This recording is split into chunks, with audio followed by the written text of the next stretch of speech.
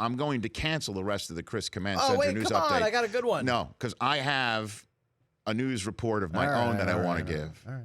And I do believe he's on the line right now. Can you pop up the guest line right now from the Dan Patrick Show, the man who is sitting next to Chris Law on the bleachers for Game 4, Paul Pabst here on the Rich Eisen Show. How are you, Paul? Glad to be on, and I'm just here for one reason. I was lucky enough to go to Game 4 of the World Series the other day, and you're Chris Law, one of your guys right there. He's kind of the Russell Westbrook of bros at games. Yes. I sat next to him for 5 innings. This guy can distribute. He can help out the team. He'll make room. You know, he's a big dude. He takes up a lot of room. Okay. But he made room for me where there wasn't any room. It was a great night. So, yeah, I want a full report. What is Chris Law like as a fan to go to a game with, Paul? Because because I'm sitting there.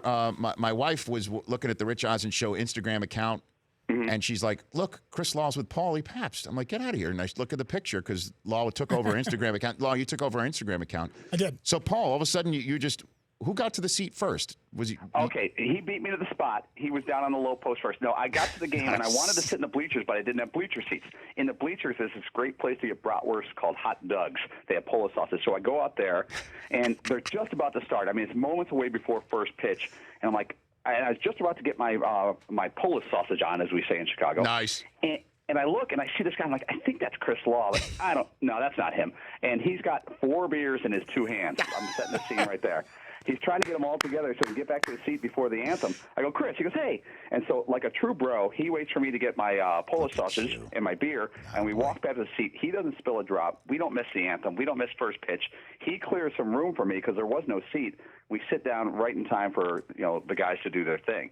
Now, here's more about the scene. He is a great guy to sit next to at a game because he knows sports, which, Rich, as you know, you hate sitting next to someone who doesn't know anything about sports and ask you a lot of questions. Thank you, Paul. But he's a good high five guy. In 4 innings, we high fived 7 times. but it wasn't overdone. This is the Cubs in the World Series. He didn't overdo the high fives. Like it wasn't like a ground out to second. Hey, up top. He waited towards like a nice double play situation. That's just a little bit of what I saw. We had a good time. Yeah, we worked it in. My first time sitting in the bleachers when they're assigned, so I wasn't sure what protocol was there. Oh, obviously, we had the 4 seats on the end because we were with two of my other friends and my buddy Jim, who Paul ended up sitting next to. And I was like, maybe they won't know. Maybe they'll slide down. It was 2 ladies next to me, a little smaller, so I figured we'd be okay.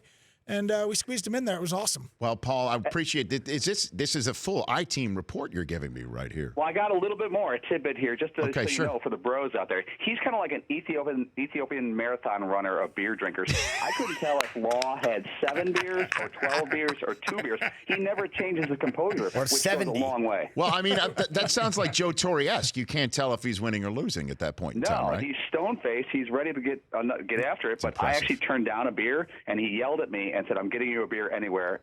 Anyway, I don't sit next to people who don't drink beer. Is that right, Law? Yeah, I told him I don't trust people that aren't drinking beers at the ball game, so I had to bring him one. I love it. Way to represent, Law. Way to represent. All right, Paulie, thanks for the call. Appreciate it, brother. Later, buddy. Bye-bye. There you go. Good stuff, Paulie. See you, pal. That's a full report. See? The Chris Command Center sometimes gets reported on aces. I knew he was Good on there. you, man. I DM'd him earlier in the day on Twitter to be like, So hey, you just showed up and you're just I'm going. It just so happened you sat next to him. What are the odds of that? Well, he didn't have a ticket. He had a press pass.